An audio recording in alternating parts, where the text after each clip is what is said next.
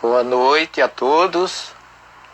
Estamos recebendo a todos vocês com muito carinho, aproveitando para agradecer a Luciana, Isonete e o Wagner por este show preliminar que nos enriqueceu tanto, nos emocionou tanto. Sejam bem-vindos todos vocês do grupo NPM, do Bom Samaritano.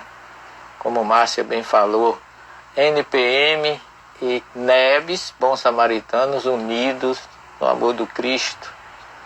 Distância nenhuma nos afasta, nem nos separa. Estamos muito felizes por vocês, a Cida de Fortaleza, esse pessoal lindo, o Agnaldo, companheiro de viagem, Márcia, Wanda, da RW, os queridos irmãos do Bom Samaritano, Gleice, o Carlos, Risácio, o Júnior, o Teotônio, todos vocês, Fátima Malaquias, que nós parabenizamos pelo aniversário dela, que esta semana foi ontem, ou antes de ontem, que ela continue sendo uma colaboradora da nossa casa. Ao Luciano, muitíssimo obrigado aí, porque hoje vocês estavam demais. Não fiquem assim tão bons não, senão de repente a casa pode perder vocês. Valdira, nosso abraço. Eduardo, o nosso querido Dudu e demais presentes. Nós estamos felizes por mais uma vez estar reunidos. Parece-nos que estamos assim pacientes, mas a gente vai ficar aqui até quando Jesus quiser, gente. A saudade das nossas conversas, dos nossos abraços, das nossas trocas de energias, do aconchego da nossa querida casinha, o Bom Samaritano, está, de certa forma, fisicamente longe, mas as nossas energias cada vez mais nos unem. E que Jesus continue dizendo o que quer de nós. Façamos como Paulo de Tarso, que disse: que queres, Senhor, que eu faça? Como Maria de Nazaré, eis aqui a serva do Senhor. Façamos como Moisés diante da sarça ardente. E quando eu chegar lá, que direi ao faraó?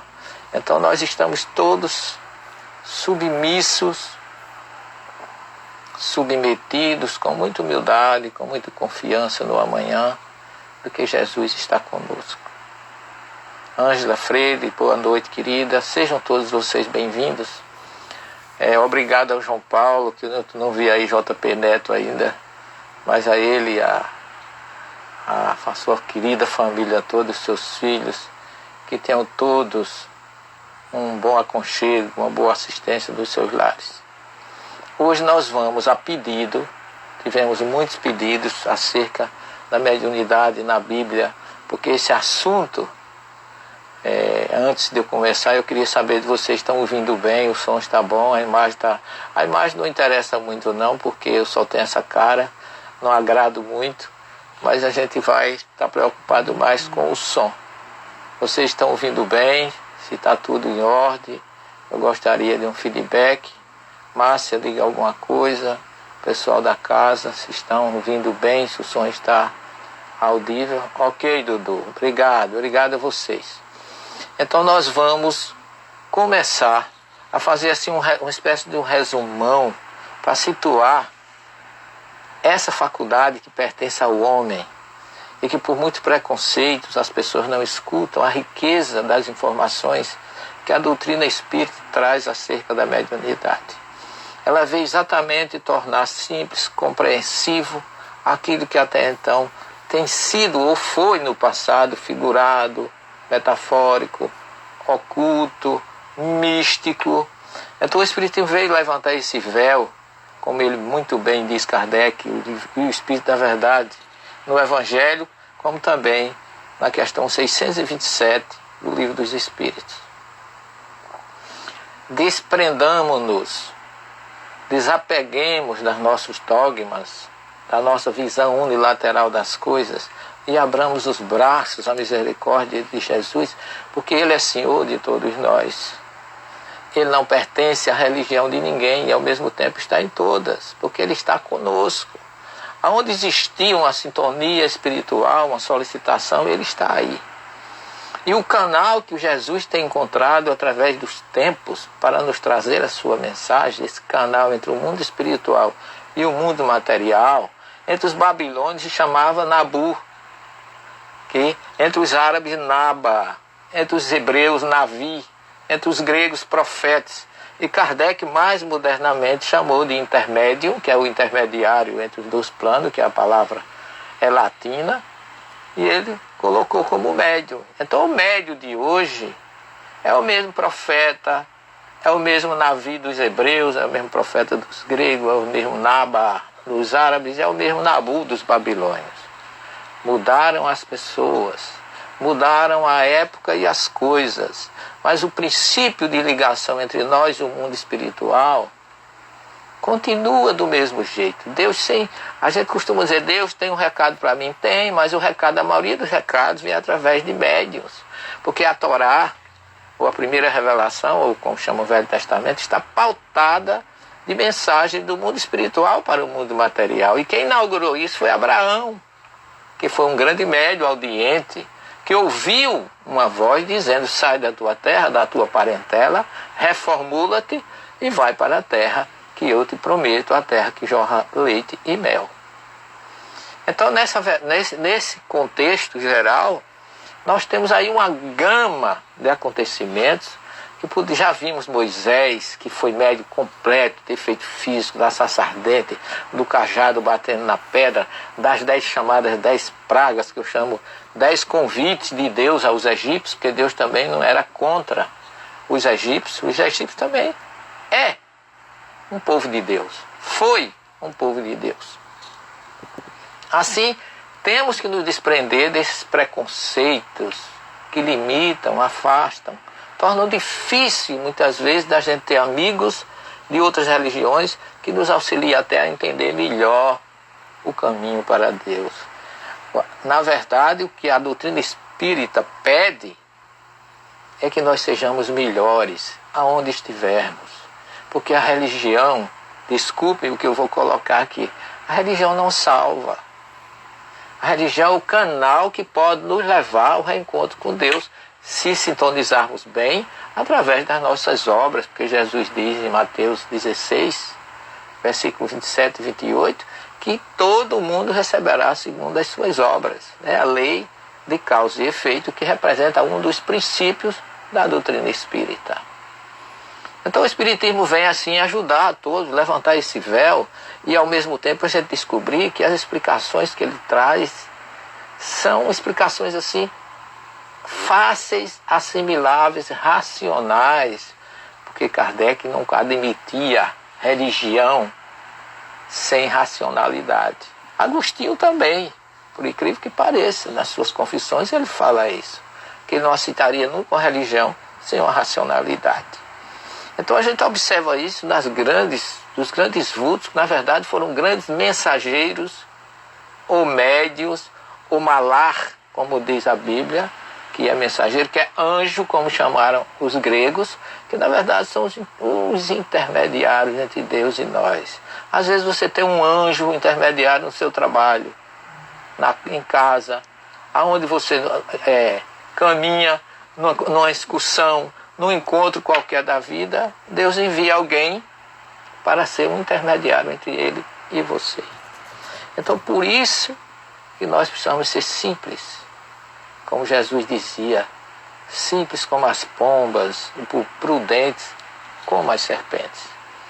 Eu abro meu coração para vocês e faço um convite universal para todos vocês.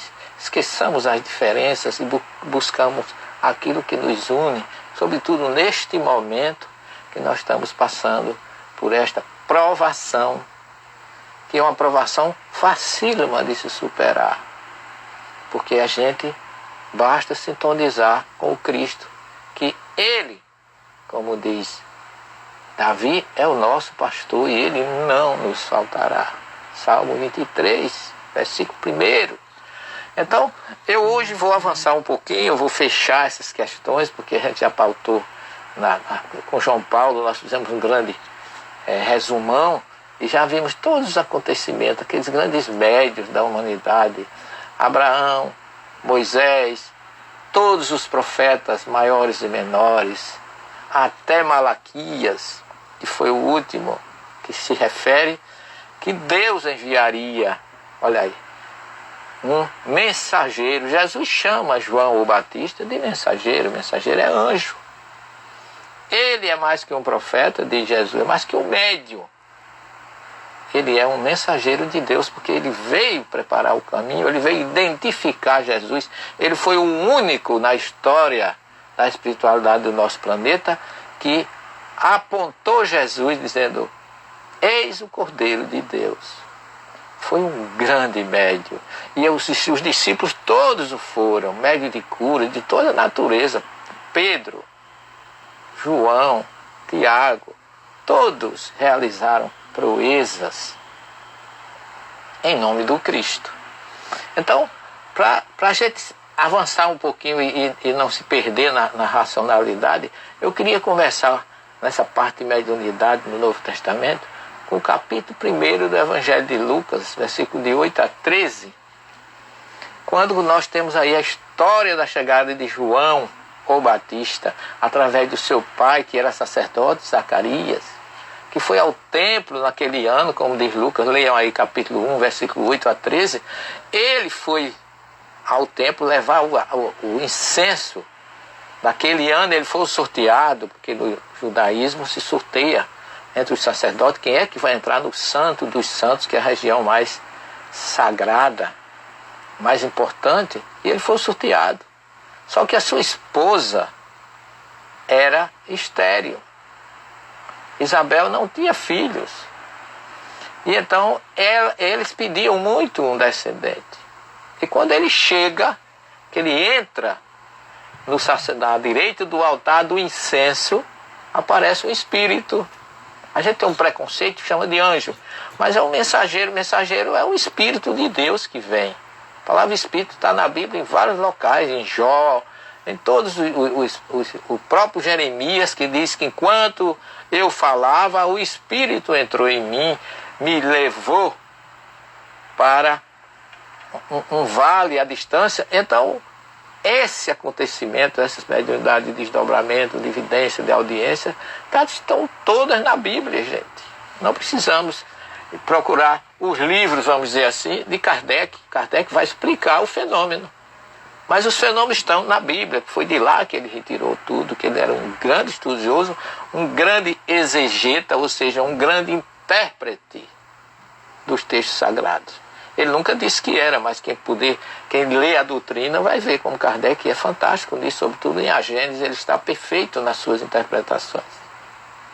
Então Zacarias ficou perturbado, um temor apoderou-se dele, quando ele viu aquele homem, parecia ser ali dentro, tinha que estar só ele, e mais ninguém.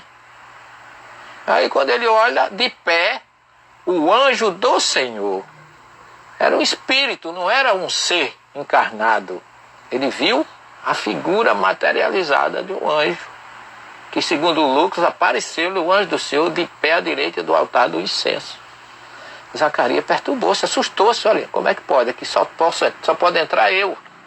Mas aí o próprio Espírito diz a ele: Zacarias, não temas, porque tua súplica foi ouvida, e tua mulher Isabel te dará um filho, no qual porás o nome de João.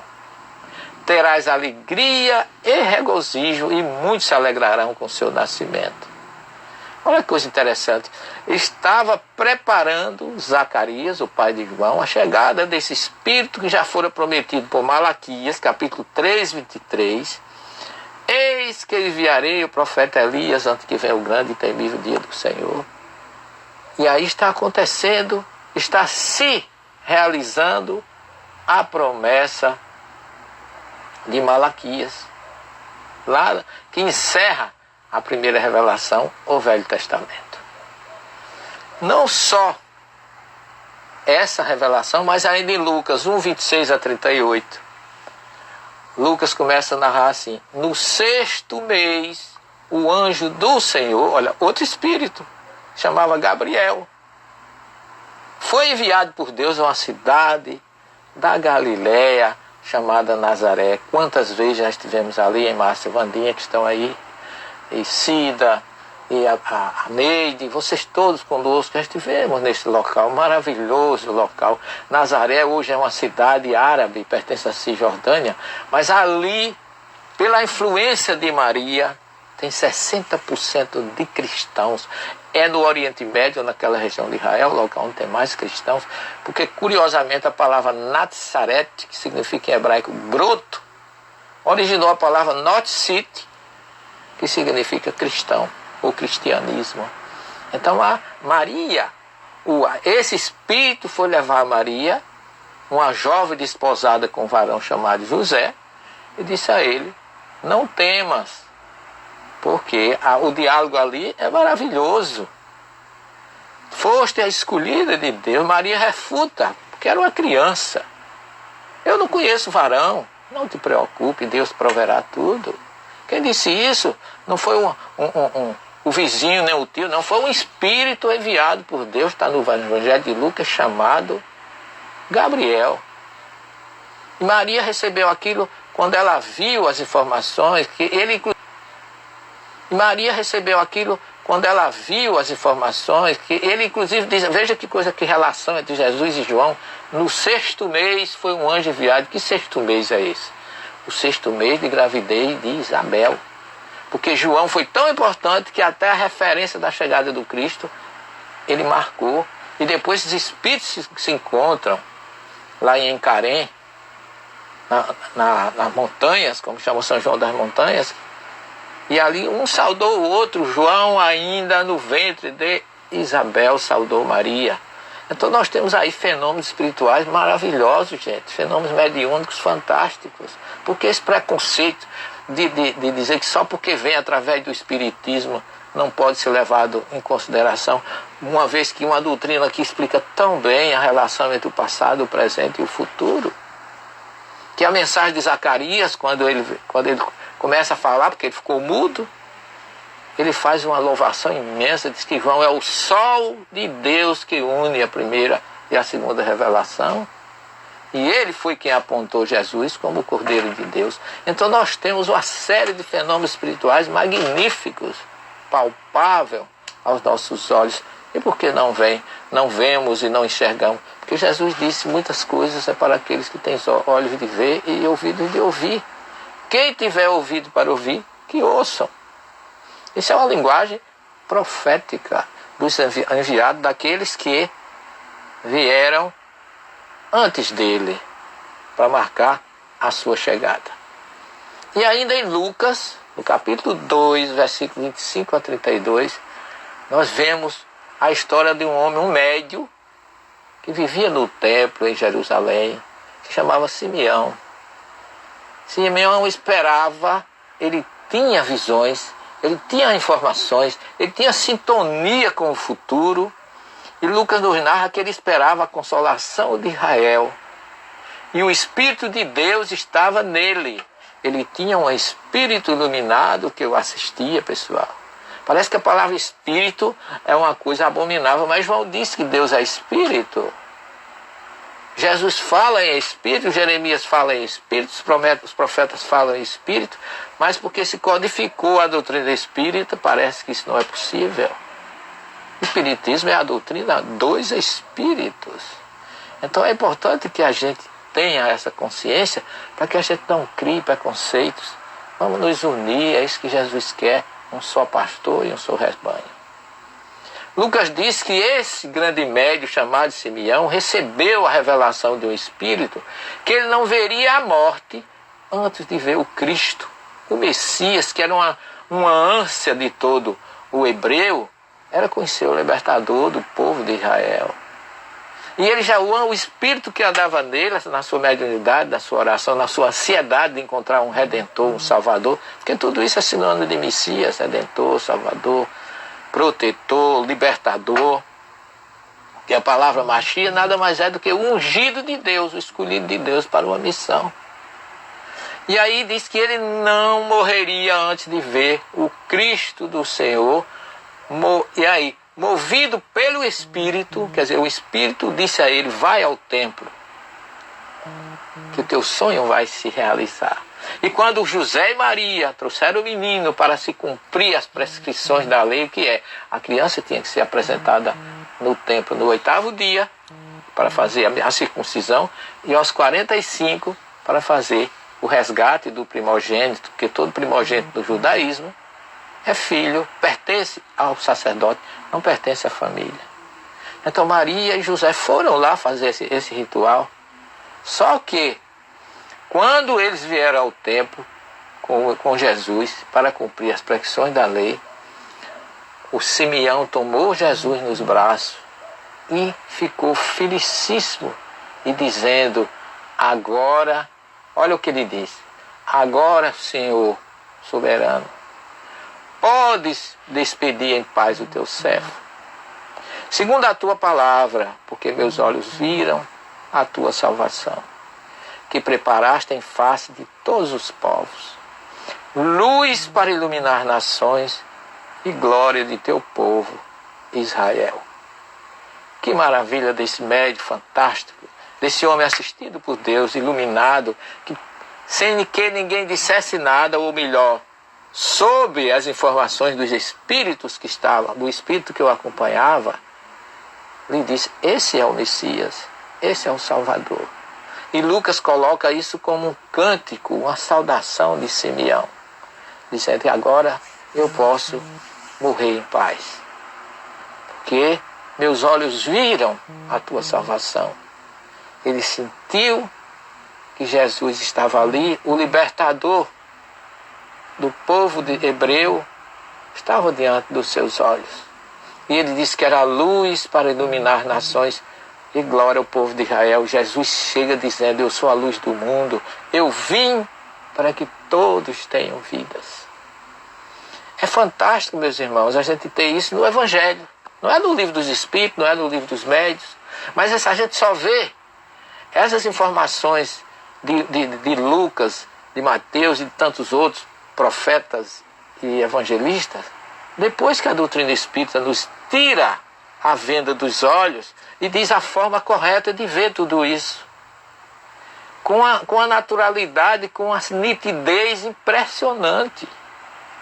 Jesus, aonde passou, deixou marcas, porque ele preparou tudo isso para que não houvesse dúvidas de quem era ele. Então Lucas, que é um grande pesquisador, que colhendo informações de Maria, como ele diz, agora Teófilo, depois de colher, de estudar e de receber muitas informações, eu também me arvorei e me senti no direito de escrever alguma coisa sobre Jesus, porque Marcos e Mateus já tinham escrito. Então é uma importante informação, porque a gente vê como as coisas se encaixam quando Jesus está presente. Simeão, além de fazer aquele cântico, ele ainda fez, que era médium, ele ainda fez umas previsões. Porque diz Lucas que em 2:33 a 35, seu pai e sua mãe estavam admirados com o que aquele homem dizia. Não sabia de onde vinha, não sabia nem que filho tinha. Jesus tinha 45 dias de nascido. Alguém chega e fala isso sobre ele. E aí, por que ela ficou admirada? Simeão olha para eles, abençoa José e Maria e disse a Maria, sua mãe: eis que este menino foi posto para a queda e para o soerguimento de muitos em Israel. E como um sinal de contradição, e a ti uma espada transpassará a tua alma, para que se revelem os pensamentos íntimos de muitos corações. Veja que médio fantástico. Esse homem nunca tinha visto José, nem Maria, nem Jesus. E ele diz que pode morrer tranquilo. Ele diz que os seus olhos viram a salvação, mas diz para Maria: tu vai sofrer muito. Teu coração será traspassado por uma espada. Imagina o que Maria sofreu na sua vida ao ver seu filho querido subindo o Gólgota com a cruz entre dois ladrões. E ela, com muita humildade, aceitou, como Lucas diz, ela guardava tudo em silêncio no seu coração. Então, meus irmãos, são questões simples que quando a gente coloca o véu da doutrina espírita, ou a ótica, ou a lupa da doutrina espírita, a gente vê tudo com mais facilidade. Eu vou falar agora um pouquinho, dando um pulinho mais ainda, um saltinho, como a gente, um pulinho aqui no Nordeste, para a turma do Sul e Sudeste, um saltinho. A gente pode entender, quando Jesus escolhe o seu grupo às margens do Mar da Galileia, aquele cenário magnífico, que enche os olhos, a mente e o coração de quem conhece. E este ano ele está mais lindo ainda, porque ganhou 1,93 m de água, está cheio, está maravilhoso, está uma lâmina de luz, como se aquela água toda fosse fluidificada pela passagem de Jesus ali. E ele diz assim, escolhe os seus discípulos, recomenda, quando esteve entre nós, que eles curassem. Ele deu várias faculdades e condições aos seus discípulos. Ide por todo o mundo, pregai o Evangelho, a palavra, pregai os ensinamentos que eu estou deixando com você. Curai os enfermos, conduzi os espíritos sofredores. Mas deixou ainda uma recomendação a mais. Dai de graça o que de graça recebestes. Essa recomendação de Jesus é para que a gente não possa viver materialmente das coisas espirituais. Chama simonia o comércio, o negócio e a mercantilização das coisas sagradas. Jesus pediu que a gente não pode cobrar por aquilo que não é nosso. Como alguém pode cobrar uma cura espiritual, ou uma prece, ou um passe, como nós costumamos, ou como chamam o reiki, que é uma coisa que vem do alto, gente.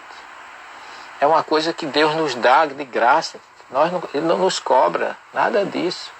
Então ele disse, vocês serão médios, em outras palavras, vão curar, vão conduzir espíritos, vão ressuscitar mortos, como Pedro ressuscitou, Paulo e muitos outros. Agora, dê de graça o que de graça recebeu. Essa é mais uma coisa importante, porque quando a gente fala de mediunidade com Jesus, é uma mediunidade em que não há como se cobrar absolutamente nada. E eu agora vou convidar vocês para nós fazermos uma viagem rapidazinha, sobretudo vocês que já estiveram conosco, para recordarmos o Monte Tabor. Aquele local maravilhoso, aquela montanha que fica no vale do Esdrelon, ou Jezrael, como chama em hebraico, os tradutores chamam de Esdrelon, com 605 metros de altura, que fica no centro da planície de Esdrelon, e como ele se projeta daquela planície, ali é uma planície magnífica, quem sobe o Monte da Transfiguração, o Monte Tabor, vê que a planície é linda, a visão é estonteante, mas aquela montanha se projeta como se fosse um umbigo naquela planície, e por isso se chama em hebraico Tavur, é umbigo, e aí chama Monte Tabor. E ali diz Mateus capítulo 17, versículos de 1 a 8, que Jesus chamou Pedro, Tiago e João, subiu aquela montanha, e lá em cima ele se transfigurou. Seu rosto ficou branco como o mais puro linho. E começaram a chegar Moisés e Elias. Veja que coisa interessante. Falam tanto que nem os mortos não voltam, que isso é impossível. E os mortos estão todos os momentos, mortos eu coloco entre aspas, porque a morte existe, mas os mortos não. A gente não morre, a gente se muda. Lê a parábola do rico e de Lázaro. Todos dois morreram na parábola que Jesus conta. Mas todos dois despertaram no mundo espiritual. E Jesus, além de dar essa lição de que a gente não morre, a gente se muda, tanto o rico como Lázaro foram para o mundo espiritual. E lá eles despertaram. E nós vamos para o mundo espiritual, e quando chegar lá vamos despertar. E vai ser cobrado de nós o que fizemos aqui, enquanto aqui estávamos, recebendo tantas informações, porque a questão 627 do Livro dos Espíritos diz: depois da revelação dos Espíritos, ninguém pode pretestar a ignorância. Porque tem tudo. A terceira revelação veio exatamente a codificação da doutrina para levantar o véu e tornar tão entendido, tão compreensivo, tão racional e tão palpável as verdades do Evangelho. Então, assim como Lázaro despertou, o rico também despertou, significa que nenhum dos dois morreram espiritualmente. Porque nós somos imortais. Na nossa criação, no Gênesis 2,7, Deus criou o corpo do pó da terra, da essência da terra, e soprou o espírito.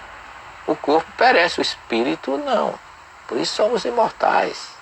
E por isso que a gente não pode acreditar numa ressurreição física, porque se a ressurreição fosse física, para que Deus teria criado um corpo espiritual, uma alma para os católicos, para a maioria dos cristãos, um espírito para nós da doutrina, servia para quê? Então o corpo é efêmero, passageiro, não serve absolutamente além da condição de nos tornar, em manter contato enquanto estamos no mundo espiritual. Mas a verdadeira vida é do outro lado.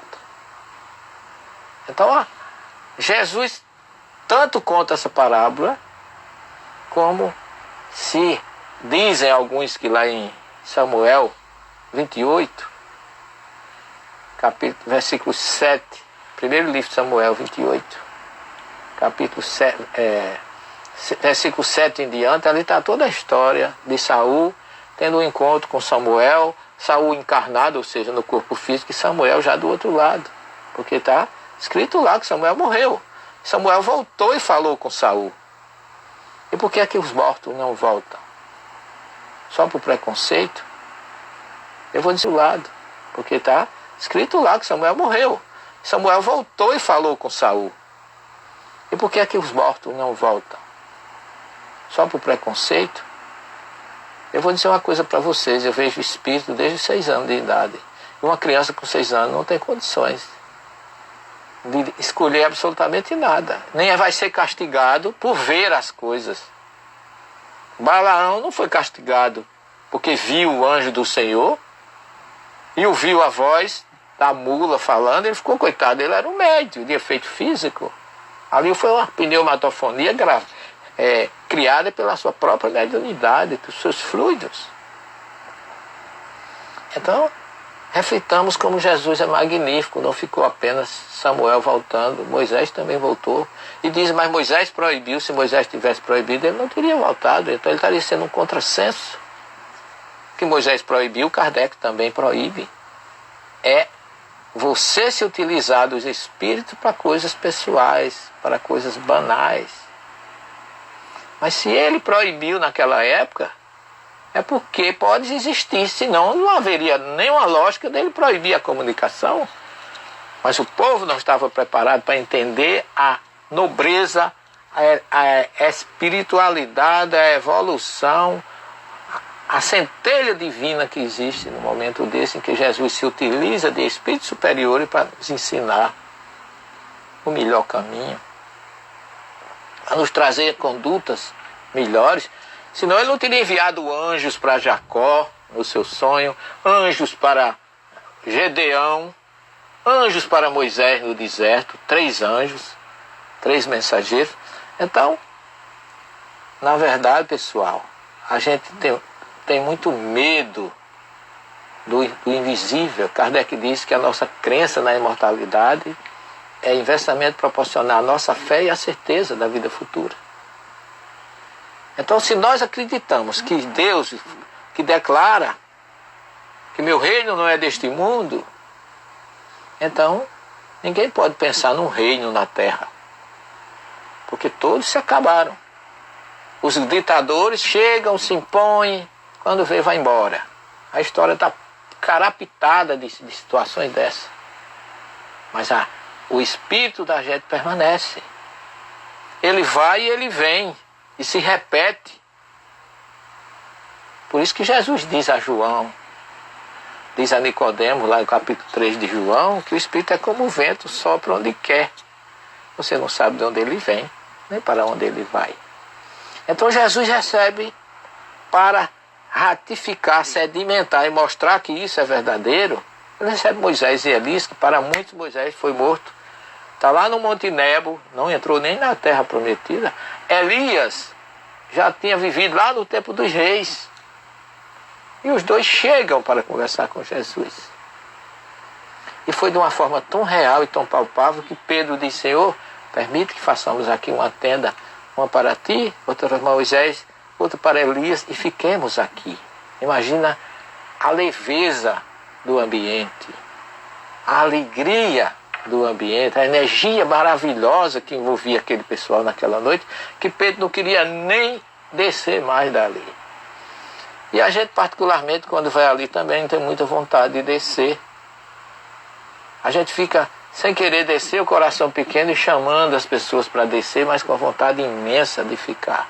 Se eu pudesse, eu ficava ali 3 ou 4 dias, meditando, indo, voltando, sentindo a energia maravilhosa que existe naquele monte, que nos dá uma visão maravilhosa do Vale de Esdrelon, mas ao mesmo tempo nos traz uma sensação muito forte das energias e da presença do Cristo deixadas ali. Então esse monte Tabor, que hoje está marcado por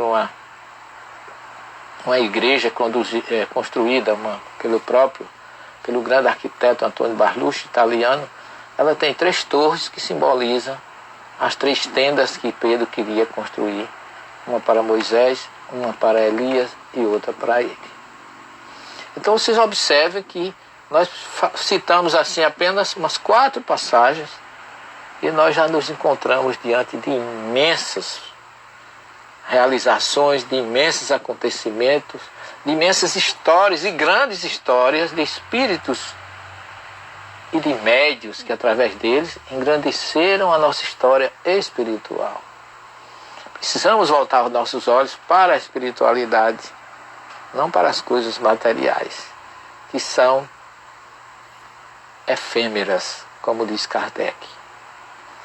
E aí eu quero trazer vocês para um outro local que em Jerusalém é fantástico.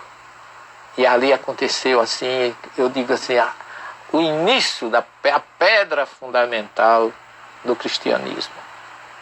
Chama-se cenáculo. Fica no Monte Sião, uma casa que fica acima da tumba de Davi. E aí, segundo o livro de Atos, Lucas nos narra, no capítulo 2, que tendo completado o dia de Pentecostes,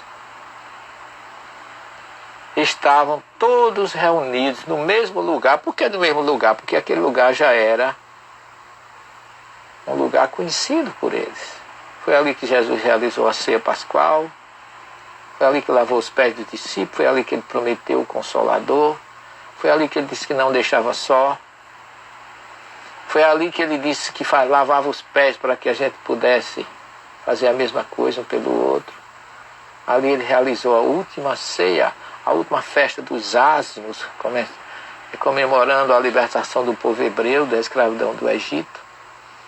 Mas depois que ele foi crucificado, eles passaram a se encontrar ali. E o último encontro deles, depois que ele apareceu várias vezes em perispírito, na estrada de Emaús, a Maria de Madalena, aos 10 sem Tomé, aos 11 com Tomé, e foi aparecendo há muitos e muitas vezes. Ele aparece a última vez no topo do Monte das Oliveiras, naquela igrejinha que a gente se reúne, canta, se emociona. E ali ele disse, vão ao lugar de sempre. E eles estavam reunidos ali, e ali tinha gente do Egito, da Capadócia, da Síria, da Fenícia, resumidamente, de todos os lugares do planeta. Estavam todos reunidos, como de repente, de repente veio dos céus um ruído, como o agitar-se de um vendaval. Era como um efeito físico. Mediunidade de efeito físico. Um vendaval impetuoso que encheu toda a casa onde ele se encontrava.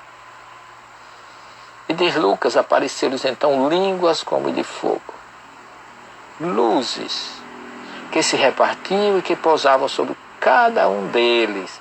E todos ficaram repletos do Espírito e começaram a falar em outros idiomas. Um fenômeno mediúnico que nós conhecemos na doutrina, Kardec chamou, classificou de xenoglossia. Xenon em grego é estranho, glossia, gloss é língua. Línguas diferentes, idiomas diferentes, e cada um falava no seu idioma daquele que ali se encontrava. Isso, gente, segundo Lucas, eram as 9 horas da manhã, era a hora terceira, que o dia começa na hora 1, que é 6 horas da manhã, hora terceira é 9 horas, hora sexta é meio-dia, hora nona, quando Jesus morreu, às 3 horas da tarde. Então eles estavam, segundo Lucas, muito cedo, mas eles ficaram todos como se tivessem, as pessoas disseram, eles estão bêbados. E Pedro toma a palavra e diz, não é possível que essa hora já exista gente bêbada. E aí, pessoal, a gente lê, não calcula a importância desse acontecimento. É o próprio Jesus voltando. Muita gente ainda espera a volta de Jesus, mas ele voltou já tantas vezes. Ele voltou a Madalena, ele voltou aos 2 na estrada de Emaús, ele voltou aos 11 com Tomé, os 10 sem Tomé, inúmeras vezes. E ainda disse que João ficaria até que ele voltasse, e ele voltou quando João já estava exilado na ilha de Patmos, onde ficou 15 anos, sob o governo Domiciano. Então Jesus voltou inúmeras vezes, e aqui nesse acontecimento, ele não veio em perispírito, ele veio em luz. Ele já estava numa sublimação espiritual, já fazia 40 dias, ou 7 semanas, como chama Shavuot, em hebraico, que no judaísmo são 49 dias, mas os gregos, Lucas chamou de Pentla, que 50 dias depois. Ninguém briga por causa de um dia, mas a questão é, Jesus chegou diferente, com um fenômeno, porque todos que estavam ali eram médios. É tanto que falava, é difícil se falar na língua de outro, para que todos soubessem que ele veio para todas as nações. É um ato da descida de Jesus, um Jesus universal, um Jesus de todos, não pertence à religião A, B ou C, mas está em todas.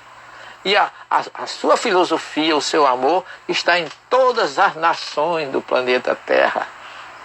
E esse Pentecostes foi um fenômeno que realmente marcou e marca ainda hoje.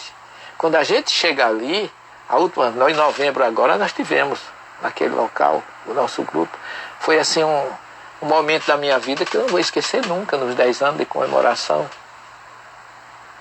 os 10 anos da RW, e nós chegamos ali, eram mais ou menos umas 9h30 da manhã, aproximadamente a hora terceira, quando o fenômeno aconteceu. E tinha um grupo ainda que falava alto, mas depois o grupo foi embora e nos deixou a sós. E foi um dos momentos que ainda hoje eu me emociono quando eu me lembro. Foi muito forte. Quem estava ali conosco sabe como foi forte.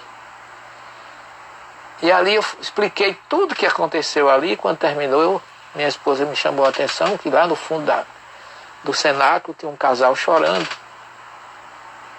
E eu fui lá. Eram latino-americanos, não me lembro se era peruano ou chileno, mas era um casal, marido e mulher. Eu os abracei e eles, entre lágrimas, nos revelaram que eram pastores. E o pastor me abraçou e disse assim: eu lhe trago um abraço de Jesus. E eu me ajoelhei e beijei a mão dele, porque eu senti que aquilo era um enviado. Aquilo era um recado de Jesus para nós, porque Ele está em todos os locais. Ele está agora com todos vocês. Está conosco. Muito mais ainda, porque agora Ele realmente sim precisa nos carregar nos braços. Que o momento é muito mais sério do que se imagina. Os que sintonizam um pouco mais sabem disso. E Ele não nos deixa só. E aquele homem me agradeceu e disse que trazia um abaixo do Cristo para nós. Foi muito importante. Então a mediunidade é algo assim, muito além das nossas possibilidades de entender em sua essência.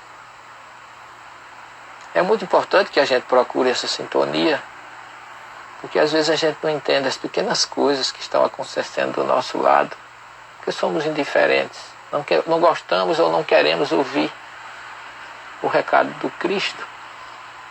Mas vocês que estão aqui conosco, nos reunidos, sintonizados, não importa a religião, sintonizemos com o Cristo. Ele só quer isso. Vinde a mim todos vós que estáis cansados e oprimidos, e eu vos aliviarei. O meu jugo é leve e o meu fardo é suave. Esse convite de Jesus ele não fez para os discípulos. Os discípulos ele exigiu mais, mas esse para nós foi um convite assim universal. E a gente não pode esquecer de estirar as mãos para ele, porque na expressão original ele diz assim: voltai as vossas faces para mim. Ele só quer isso, que olhemos para ele. Olhar para ele significa sintonizar, amar, perdoar. Está buscando nele a grande luz que ele é. Porque ele disse, brilha. Está buscando nele a grande luz que ele é. Porque ele disse, brilhe a vossa luz diante dos homens, para que vejam as vossas boas obras e glorifiquem vosso Pai que está nos céus. Eu queria aproveitar que agora foi o Dia das Mães, para todas as mães que estiveram conosco, para minha esposa, mãe dos meus filhos, para Maria de Nazaré, que nós respeitamos tantos e que Luciano cantou tantas músicas lindas, sobretudo a música do Merlânio, que eu acho maravilhosa. Que nós também não nos esqueçamos que ela, com seu manto sagrado, na sua simplicidade, com seu coração traspassado, como falou Simeão, e como Lucas disse, ela guardava tudo isso em seu coração. Ela é muito forte. A mulher é um ser que realmente foi feito para ser forte, para amparar, para perdoar, para abraçar, porque seu amor é o infinito, como dizia Chico. E nós vamos confiar nesse meio de Maria, que ela vai derramar ou cobrir com o seu manto esse planeta tão sofrido, para que esses homens despertem e saibam e descubram que só o amor constrói, o perdão, a acolhida, destruir o nosso egoísmo, o nosso orgulho. Os homens precisam descobrir que neste momento não é o dinheiro, nem o poder, nem a conquista material que vai fazer melhor nem pior. Meus discípulos serão conhecidos por muitos se amarem. Assim falava ele. Vamos confiar em tudo isso, meus irmãos. Vamos acreditar que Jesus, que Maria não nos vai abandonar. E que o cenáculo seja para nós também um momento de reflexão. Um momento que separe o homem velho do homem novo, como dizia Paulo, que nós sejamos outros e que nós possamos confiar realmente na promessa do Cristo. Eu não vos deixarei sós. Eu rogarei ao Pai e Ele vos enviará um outro Consolador. O Espírito da verdade que o mundo não conheceu, mas vós conhecereis, e Ele ficará convosco até a consumação dos séculos. Vamos acreditar nisso, que Ele não está esquecido de nós. E que a nossa mediunidade, o nosso canal para com Ele seja um canal de luz, de amor, de confiança e de paz. Que Ele possa continuar abrindo os nossos caminhos, nossos corações. E como se diz no idioma que ele falava, Tikvá. Tikvá é uma palavra que significa esperança. e que nós alimentemos essa esperança e essa confiança de que realmente Jesus está conosco. Não sejamos impacientes. Ele jamais tem algo ruim para nós. Confiemos, amemos, façamos a nossa parte. E esperemos que assim como Ele cobriu todos os seus grandes apóstolos, discípulos da faculdade mediúnica, ou seja, dessa sintonia com o bem, e que a gente possa utilizar essa faculdade da melhor forma possível. Porque esse canal que todos nós temos para a nossa comunicação com o mundo espiritual, ele é realmente importantíssimo. E que Jesus nos deu para aqueles que o possuem, ter humildade, compreensão e saber que nós estamos a serviço do Cristo. Como ele disse aos discípulos, o Filho do Homem não veio para ser servido, mas para servir. E quem quiser ser o maior, seja o servidor de todos. Daqui a pouco a nossa live vai começar a cair. Eu já estou agradecendo a vocês, às mães presentes, aos queridos irmãos do Bom Samaritano, a todos vocês de São Paulo, Cida de Fortaleza, Aguinaldo de São Paulo, Ângela Freire do Rio, todos os queridos irmãos da nossa casa, que Jesus possa abençoar cada um. E que nós não nos esqueçamos, Ele nos ama. E que Ele possa, com seu amor e com a sua luz, revestir os nossos corações de uma esperança e de uma certeza que quando tudo isso passar, nosso planeta não será mais o mesmo, nós não seremos mais o mesmo, nós estaremos com outra visão da vida, da imortalidade da alma, do quão grande é Jesus.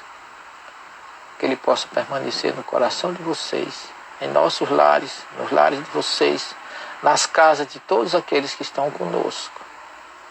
E por enquanto, não se esqueça do apelo do Dr. Bezerra de Menezes, através das mensagens do Divaldo. Fiquemos em casa. Ouçamos Jesus à semelhança dos hebreus no Egito que escutaram, e como ele diz no sermão escatológico: quem estiver no terraço não vá para a rua, quem estiver na rua não volte para o terraço, quem estiver na montanha não vá para a cidade, quem estiver na cidade não vá na montanha. Permanecemos, sobretudo, fiéis à sua luz, ao seu evangelho, à sua proteção imensa e à luz do futuro que alimenta as nossas esperanças. Uma boa noite a todos vocês e até a próxima terça-feira, se Deus assim nos permitir.